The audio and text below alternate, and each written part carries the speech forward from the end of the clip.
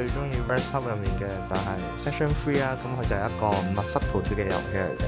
咁我哋 Rest Up 嘅職員就好細心啦，佈置咗一個好靚嘅場景啦，有唔同嘅 task 要做啦，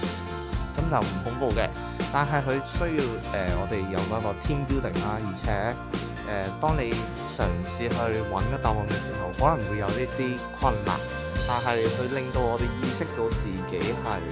當有困難嘅時候會有啲點樣嘅情緒啊，或者係我哋如果成功咗之後，亦都會有一個喜悅嘅情緒，即係我哋可以知道無論出咗嚟社會之後，可能會經歷大起大落，但係我哋嘅情緒，即係我哋要點樣學習自己 manage 自己嘅情緒。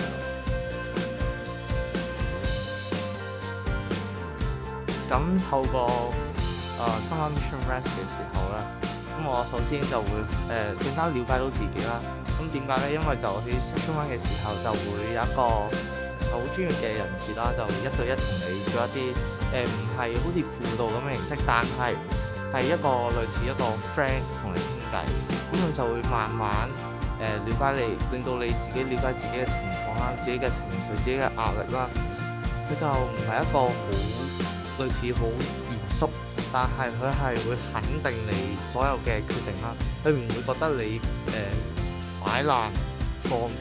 平一個壞嘅決定。佢會肯定你明白自己人生經歷，或者係明白你自己人生嘅目標有呢個選擇，佢會支持你嘅，唔會有一個任何嘅 judgment。咁我會點樣形容 Restoration 俾我嘅朋友就係呢個一個好 chill 嘅地方。咁我哋唔好睇心理健康好似一個好 serious 嘅問題，但係呢度嘅 atmosphere 係一個好輕鬆、好玩，啲 staff 係好可以同佢哋可以交流嘅，可以溝通嘅。咁你當呢度係一個